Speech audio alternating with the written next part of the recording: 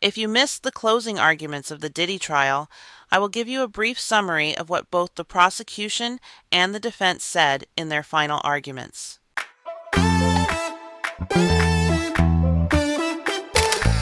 Welcome to Celebrities on Blast. I'm your host, Monica A. Ives, reporting on celebrity news and current events with the Diddy trial updates. Thanks for tuning in for the summary of the closing arguments. The key points of the closing arguments of both the prosecution and the defense from June 26th and 27th. Some of you might just want a quick rundown, so I've got that ready for you before the jury starts their discussion. So, on June 26th, Christy Slavic led the closing arguments for the prosecution, stating that Sean Diddy Combs coerced, threatened, and at times brutally forced two former girlfriends to engage in sexual acts with male sex workers to fulfill his desires. They pointed to several violent incidents he committed against them as evidence that they had no control over the situation. In response, on June 27th, attorney Mark Agnifilo led the closing arguments for the defense, using sarcasm to describe the government's closing statement, and cautioned that the prosecutors were using a new method for addressing sex crimes that could potentially criminalize the swinger lifestyle that Combs and his partners enjoyed. Combs, 55, who founded Bad Boy Entertainment, has pleaded not guilty to charges of sex trafficking and racketeering conspiracy in this ongoing trial, which will resume on Monday, June 30th, when the judge provides legal instructions to the jurors before they begin their discussions. Last week, prosecutors sparked headlines suggesting they had dropped or removed claims of arson and kidnapping against Combs when they announced they would not provide jurors with legal instructions on these matters on Monday, following the judge's request to simplify the case for the jury. Evidently, when Assistant U.S. Attorney Christy Slavic began her closing arguments on Thursday, she prominently featured the allegations of arson and kidnapping right from the start, mentioning them before any other claims. She continued, saying, "Over the last several weeks, you've learned a lot about Sean Combs. He's the leader of a criminal enterprise. He doesn't take no for an answer. And now you know about many crimes the defendant committed with members of his enterprise. Kidnapping of one of the defendant's employees. Arson by trying to blow up a car. Forced labor, including of an employee the defendant repeatedly sexually assaulted. Bribery of a security officer to keep damning evidence against the defendant buried.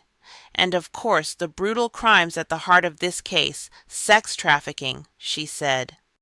The arson claim stemmed from evidence that Slavic said showed Combs was behind the firebombing of rapper Kid Cudi's Porsche in 2012. The kidnapping allegation also related to Cudi. Slavic said Combs kidnapped one of his employees to join him when he broke into Cudi's home after learning the rapper was dating his girlfriend.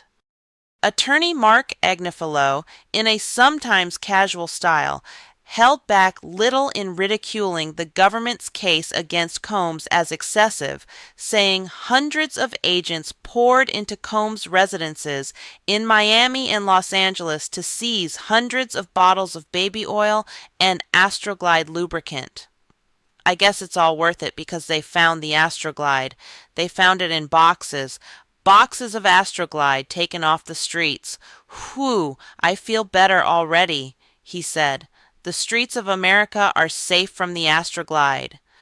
From the beginning, Agnifilo depicted prosecutors as unfairly focusing on Combs after a former girlfriend of almost 11 years, Cassandra Cassie Ventura, filed a lawsuit against him in November 2023. She gave testimony for 4 days during the first week of the trial. The lawsuit was resolved for $20 million the following day, but her claims sparked a criminal investigation. alleging that she endured numerous drug-induced freak-offs where she claimed she was coerced into sexual acts for days with male sex workers while Combs observed, recorded, and directed the events. A woman who testified under the pseudonym Jane also testified during the trial that she experienced hotel nights similar to freak-offs in a relationship with Combs from 2021 until his arrest. Agnifilo maintained the prosecution was an unjust attack on a prominent and wildly successful black entrepreneur. They took Astroglide and they took baby oil, and that ends up being the evidence in this case because his businesses are outstanding. There's nothing about the businesses to find. There's nothing about the businesses to make into a criminal case, he said. Instead of providing a strong defense against the serious accusations Combs faces, Agnifilo attempted to frame the case for the jury as an invasion of personal privacy and the secrets of one's sexual life. Agnifilo remarked, "They enter the man's bedroom. They invade the man's most intimate life. Where is the crime scene? The crime scene is your private sex life. That's the crime scene," he stated while facing jurors who mostly remained expressionless as they occasionally took notes and observed the closing arguments. The lawyer mentioned that it was not unusual for Combs to record sexual encounters with his girlfriends, describing it as kind of typical, homemade porn, and adding that "I don't think by any means this is the only man in America making homemade porn." Still, he said, investigators take yellow crime scene tape figuratively and they wrap it around his bedroom. Crime scene, your bedroom, your hotel rooms, where you go with your girlfriends, crime scenes, a lot of yellow tape.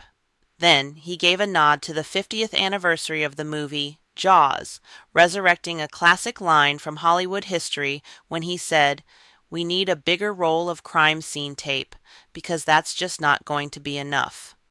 Immediately after Agnifilo informed the jurors that it takes a lot of courage to acquit, he harshly criticized the government's case once more, stating that the trial was very different from any other trial.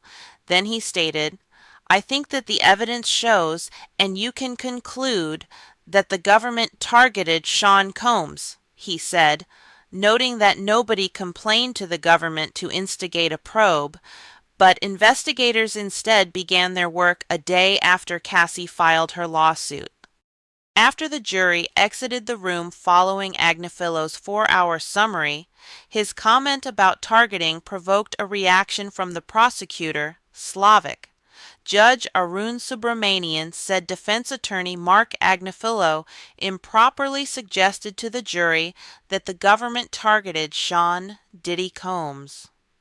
The judge said he's going to instruct the jury that the government's decisions about prosecutions are not for the jury to consider.